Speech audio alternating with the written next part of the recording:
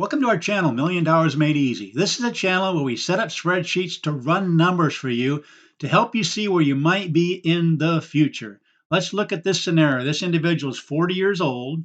He has 58,000 saved. His monthly expenses are 5,200. He's saving $400 a month. His projected Social Security is 1,850. Question is, when is the earliest he can comfortably retire?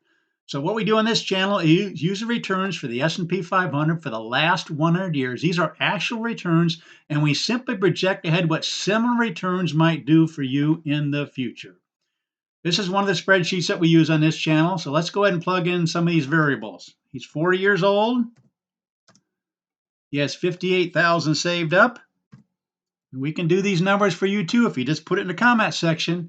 He's got 5,200 in expenses in today's dollars. He's going to save $400 a month, and he's going to get 1,850 from Social Security. And again, what we do in this channel is use the returns for the S&P 500. So if we did that, if we look at those numbers and we did this using these numbers and use the numbers, the worst case scenario, the worst set of returns for the next 27 years, which would be age 40 to age 67, would be using 1955 numbers, and you'd have 940,524. All these numbers are approximations. Second worst case is 1956, and so on. 95% of the time, if you discount the worst 5%, 95% of the time you'd have at least these amounts going down through. So you'd have at least $1 million. The median for this 27-year period over the last 100 years, you have 1.6 million. And the best case scenario is 3.916. So that's kind of how all these numbers work. So that's if he takes Social Security at age 67. But what's our question? Our question is, when is the earliest he can comfortably retire? So we're going to go ahead and, right here. It took a second for it. Sorry about that. So we're going to go ahead and look at age 66 now. Right now, this is how long your money lasts. Given these two worst case scenarios and then the worst 5% scenario, age 66. Now we can see in the worst case scenario, be running out of money at age 102, which wouldn't be any problem. How about age 65?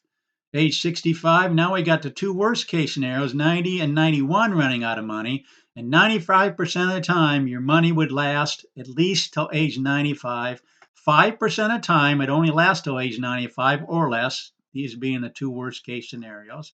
Let's go at age 64. Just kind of see how all this works.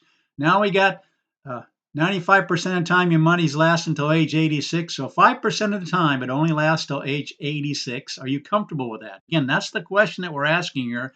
When is the earliest you can comfortably retire given these numbers?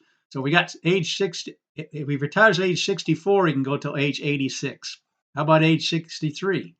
Retire at age 63, running out of money at age 78. That might be a little bit iffy. Let's do just one little scenario. Let's go back to age 65. We got it lasting until age 95. Oh, actually, let's go to 64 here.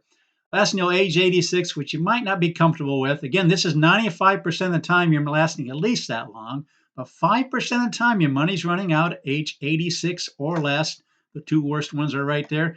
What happens if we just do one small adjustment? This $400 a month, what if we just increase that by 3% a year? I want you to specifically look at this because this means 95% of the time your money would last till this age or better.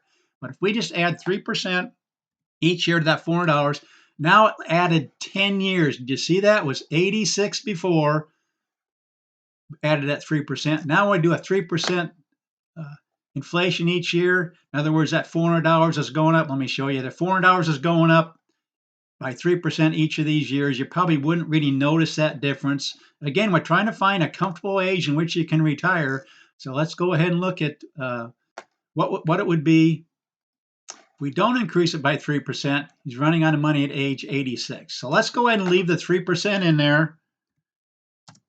Let's do another thing. Let's go ahead and increase this a little bit. Well, first of all, we want to see what you can comfortably do. Right now, if you increase it by 3% a year, 95% of the time your money's going to last till at least age 96. That's if he goes out at age 64. What if he wants to go out at age 63?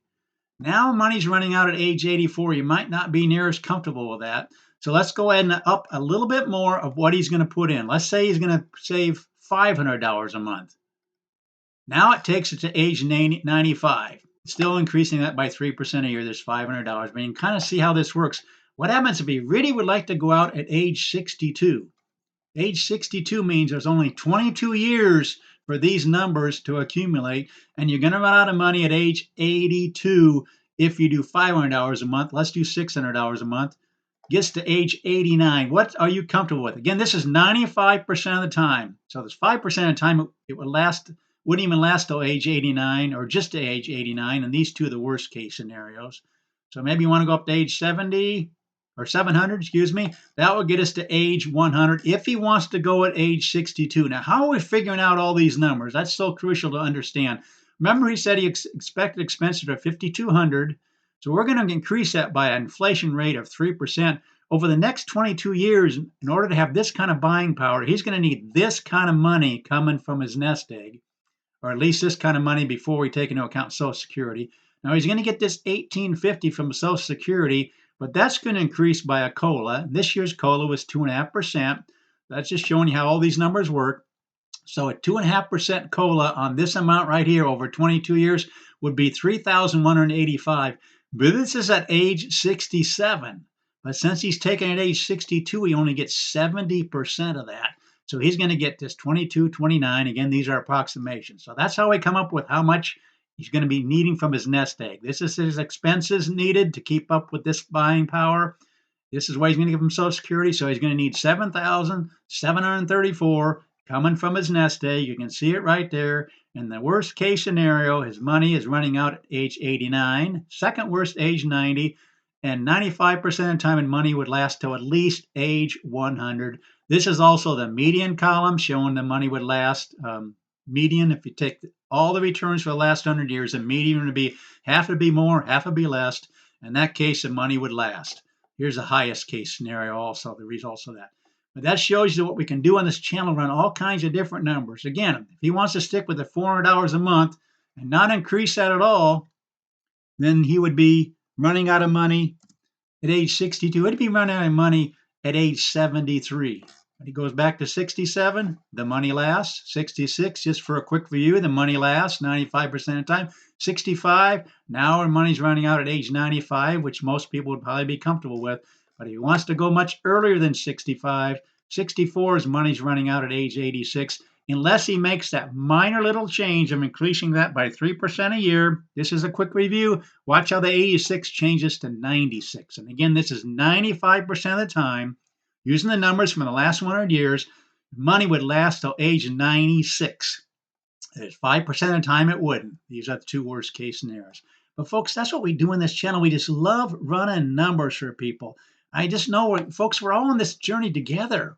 We all want to end up with a comfortable retirement, and we especially don't want to work any longer than we need to. So that's why the question was asked, when's the earliest I can retire, or when can I comfortably retire?